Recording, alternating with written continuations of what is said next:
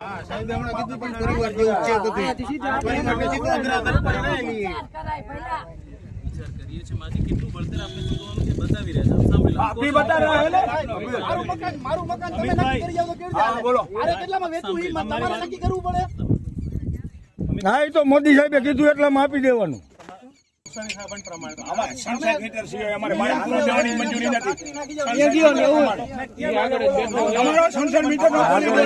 એને બોલવા દે ને આગળ ત્યાં અડધો પોણો કલાક સાહેબ તમે અહીંયા તો કઈ એક્શન લઈ લેવા તમે જે તમારે શું કરવાનું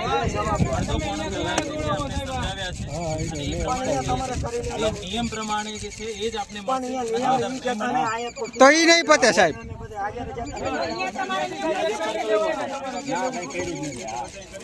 સુપ્રીમ કોર્ટે પણ એ જ કીધું કે જે મુદ્દો હતો તો પછી આપને પણ પ્રશ્ન હોય તો આપ કોર્ટમાં જઈ શકો અત્યારે અમને કલેક્ટર સાહેબનો હુકમ છે તો કલેક્ટર સાહેબનો કોર્ટ આમ નાગરિકની નથી.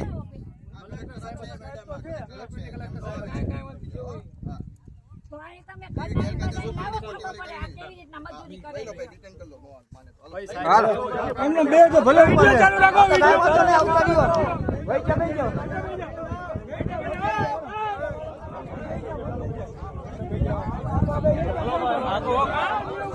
જેતપર ગામના ખેડૂતો અને ભાઈઓ અને બહેનોને ડિટેન કરી રહ્યા છે. અત્યારે પોલીસ સ્ટેશન લઈ જાય બરોબર કામ ચાલુ કરે બરોબર અમને યોગ્ય વળતર દેતા નથી. ટેલિગ્રાફ ઓથોરિટી પ્રમાણે કંપનીને ઓથોરિટી એ સંપૂર્ણ વળતર દેવાનું, તેમ છતાં કોઈ પણ વળતર દીધા વગર બળજબરીપૂર્વક કામ કરી રહ્યા છે અને ખેડૂતોને ડિટેન કરી રહ્યા છે. આ લુખ્ખી પ્રશાસનની તાનાશાહી છે,